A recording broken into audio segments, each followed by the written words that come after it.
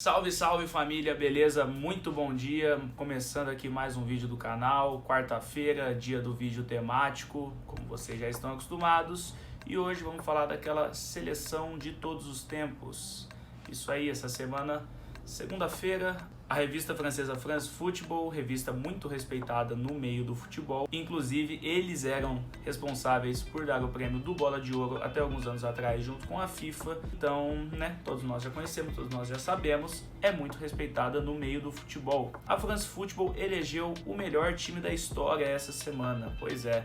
11 jogadores, um time A, um time B, um time C. Hoje eu vou comentar aqui só do time A, que é o que mais interessa, que de fato seria o melhor time de todos os tempos. E na minha opinião ficou um time bem controverso, mas isso é mais culpa do próprio regulamento que eles criaram para definir esse time. Então a gente vai explicar tudo isso para vocês hoje nesse vídeo, precisamente agora às 7h02 da manhã, que é quando eu tô gravando esse vídeo. Inclusive eu já tomei 55 xícaras de café essa noite e vamos lá, meu estômago que lute depois. Vamos lá, primeiro aqui vamos trazer a lista para vocês. Acho que todos vocês já viram como ficou o time, então se não, a gente vai deixar a imagem aqui do lado ou então na tela inteira. Isso vai depender do que o meu editor, no caso, for fazer. Então, Felipe, você se decide aí. Então agora vamos ver esse time aqui. No gol, Levi Yashin, show, melhor goleiro da história, ele revolucionou o esporte na década de 60, fez gol olímpico em Copa do Mundo. Pois é, o único gol olímpico marcado em uma Copa do Mundo foi de um goleiro, Levi Yashin, goleiro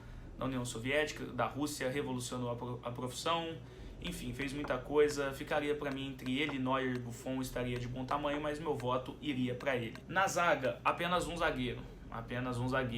Difícil, estranho, mas foi isso os critérios que eles definiram pro time. Esse foi o time que eles armaram taticamente. Então vamos lá, um zagueiro, Beckenbauer, mais do que justo, um dos maiores zagueiros de todos os tempos, se não o maior. Tudo bem que depois ele faz boa parte da sua carreira como volante, mas inicia como zagueiro. Enfim, Beckenbauer, estaria muito justo ele, como Franco Baresi, que ficou em segundo lugar na votação. Qualquer um dos dois que entrasse, show de bola. Lateral direito, pra mim esse é o maior erro da seleção inteira e eu não consegui entender isso de forma alguma. Lateral direita ficou com Cafu.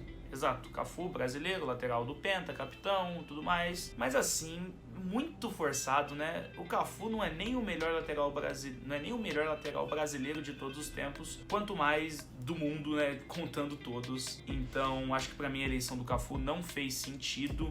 E acho que essa é a minha maior crítica da seleção. Quem poderia ter entrado facilmente no lugar do Cafu, que seria o Carlos Alberto Torres, o capita da seleção de 70, ou então o Leandro, lateral do Flamengo, campeão do mundo com o Zico, aquele timaço, tudo mais, lateral da seleção de 82 e tudo mais. Leandro, um dos laterais mais técnicos de todos os tempos.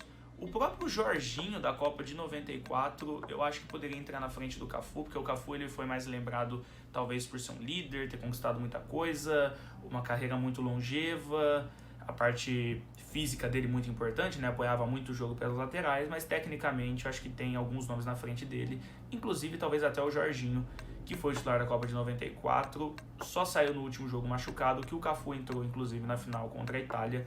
Mas isso aí é outra história. Então o Cafu entrou na lateral direita, o que pra mim foi uma tremenda injustiça e não faz o menor sentido.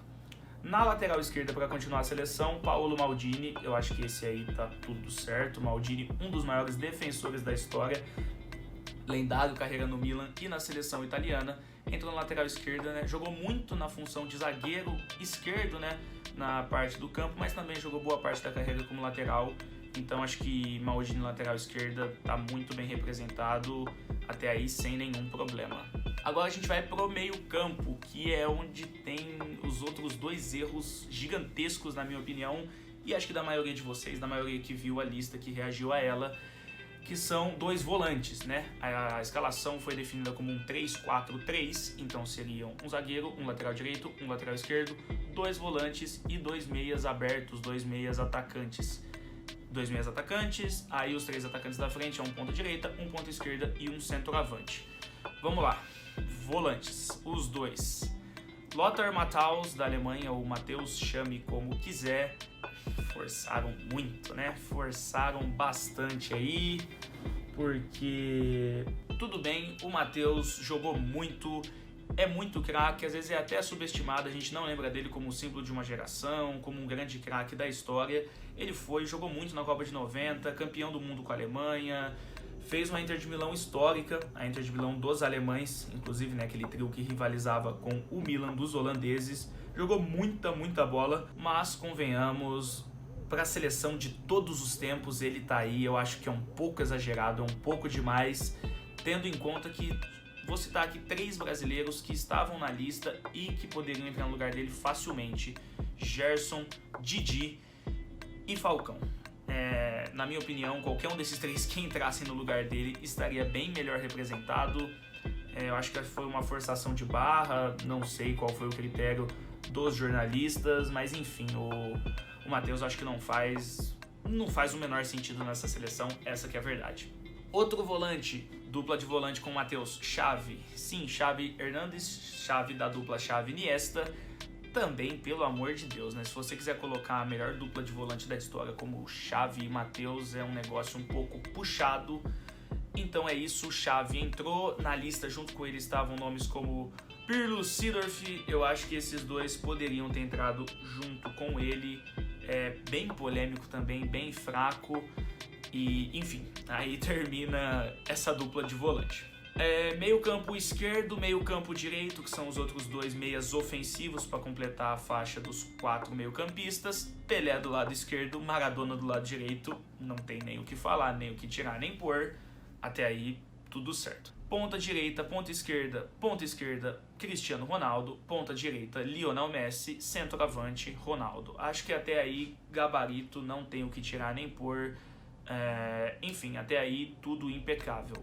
Mas então, beleza, terminou a seleção, a maioria dos nomes tá bem coerente, tá bem correto, mas aí você pergunta, bom, tem Matheus e tem Xavi no meio campo, e aí cadê Zidane e cadê o Cruyff? Pois é aí que é a parte que a gente volta para entender por que essa seleção foi tão criticada ao sair pela France Football. O critério que eles usaram para montar o time foi errado, o critério foi equivocado. Como que foi feito? Eles definiram essa escalação, esse esquema tático de 3-4-3, ou seja, engessou aí, você não conseguiria ajustar uma formação para tentar contemplar com mais justiça o máximo de jogadores históricos que deveriam de fato estar ali. E como que foi feito? Para cada posição, haviam 10 jogadores para serem votados entre 140 jornalistas, e aí chegava uma final com esses 10 jogadores, e aí, beleza, os 10, entre aqueles 10, o mais votado entraria na posição. Então, beleza, então foi isso que foi feito. Na lateral direito, por exemplo, quem estava entre os 10 finalistas junto com o Cafu, eu não vou citar os 10 aqui para não ficar enrolando muito,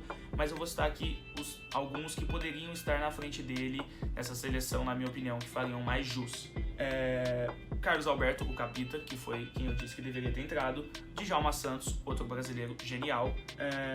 Philippe Lahm, mais técnico que o Cafu, mais a questão do sistema de jogo, esquema tático, um jogador, na minha visão, mais completo. E também o Lilian Thuram, da França, campeão em 98, outro lateral exemplar.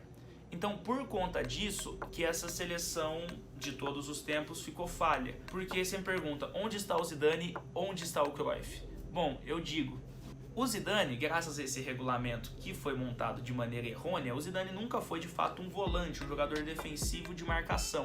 Então, na votação, ele não disputou a posição com o Matheus nem com o Xavi. O Zidane disputou a posição de meia ofensivo.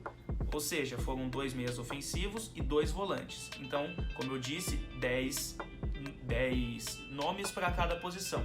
Ou seja, 20 nomes para os 2 volantes. 10 pro armador, pro meio ofensivo 10, pro outro meio ofensivo outros 10. Aí que foi o erro. O erro tá no critério, na montagem do time, porque você engessou. Ou seja, o Zidane competiu com quem como meio ofensivo? Com o Pelé. Aí é por isso que o Zidane não entrou, ele competiu com o Pelé. É só isso, apenas isso. Entendeu? Esse que foi o grande problema disso. O grande problema disso tudo. E por que o Cruyff também não entrou? Porque o Cruyff ele entrou na categoria do centroavante, do camisa 9. O Cruyff nem centroavante foi na vida inteira. Você poderia colocar o Cruyff, acho que como... Tudo bem, ele jogava em todas as posições do campo, mas como o meio-campista ofensivo. O outro meio-campista ofensivo. ou então até mesmo como volante, como ele marcava no carrossel holandês ou no Ajax, já que não guardava posição fixa e etc. Então a ausência de Zidane e do Cruyff se deu por esse regulamento errôneo, entendeu? Pelo fato de que Zidane competiu com Pelé, aí ele vai perder, todo mundo vai perder, porque não tem como ganhar do Pelé, ele é o melhor da história, e o Cruyff entrou na categoria de centroavante. Gente, o Cruyff não é centroavante. E quando a gente diz centroavante, a figura central da história é o Ronaldo mesmo. Mas, na minha opinião, já que o Cruyff estava ali e o Cruyff jogou mais que o Ronaldo não é top 5 na história e o Cruyff é. Então, já que o Cruyff estava ali posicionado de maneira errada, volto a dizer, mas quem entrasse no lugar do Ronaldo? Mas é difícil você tirar o Ronaldo quando se diz centroavante, a figura do camisa 9. Até porque, de fato, o Ronaldo foi um 9 melhor que o Cruyff, né? Então, eu acho que foi esse o maior erro. O maior erro da France Football. Foi o jeito que eles engessaram essa lista e que aí você não pôde contemplar, de fato, quem merecia estar ali. Porque você poderia, por exemplo, ter colocado o Beckenbauer como volante, já que ele jogou boa parte da carreira dele da década de 70 como volante. Aí você poderia sacar a chave ou o Matheus, colocar o Beckenbauer, e na zaga você colocaria o Baresi. Já resolveria um problema, a lista ficaria mais coerente ainda. Em vez de você colocar o Cruyff como, enfim, competindo com o Ronaldo de camisa 9, antecipa ele e coloca então como meia marcador, como um meio campista ali, que seja, e aí você fechava um meio campo com o Cruyff, o Beckenbauer talvez, e com o Zidane, não o Zidane competindo com o Pelé. Mas enfim, foi esse o critério utilizado pela France Football.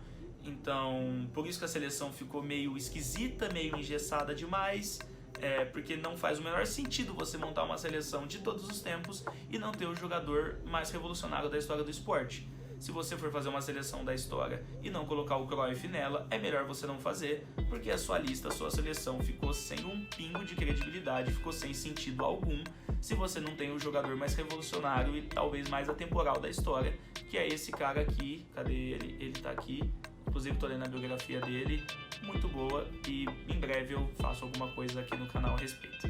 Beleza? Rapaziada, terminando aqui, vídeo de quarta-feira, trazendo um assunto bem quente, um assunto meio polêmico que gerou muita discussão, muita repercussão essa semana, que foi o time da France Football. Na minha opinião, um time incoerente, mas que justifica, entre aspas, a ausência desses nomes pelo regulamento engessado, pela forma errônea, ao meu ver, de montar essa equipe. Show? Os links vão estar todos aqui embaixo, os links dos 10 finalistas de cada posição, para vocês darem uma olhada. O time A, o time B, o time C também vai estar aqui na descrição, o link para vocês verem a foto bonitinha deles, escalado certinho. E é isso, o link do Instagram vai estar aqui embaixo também. Não se esqueça de curtir o vídeo, dar dislike se não gostou, compartilhar. É muito importante que você compartilhe esse vídeo para a gente conseguir crescer cada vez mais e continuar com o canal vivo. Nos siga no Instagram também. E é isso, a gente se vê essa semana. Sexta-feira tem vídeo de curiosidade. Essa semana, lembrando, vai ter um vídeo a mais, um vídeo que vai ser lançado ou no sábado ou no domingo, a gente vai decidir isso, já que semana passada a gente falhou com vocês no vídeo de sexta. E vai ser isso, beleza? Vídeo encerrado. Comenta aqui o que você achou da seleção, quem você colocaria no lugar de quem, qual a sua seleção de todos os tempos. E é isso, beleza? Valeu, grande abraço, beijo, tchau.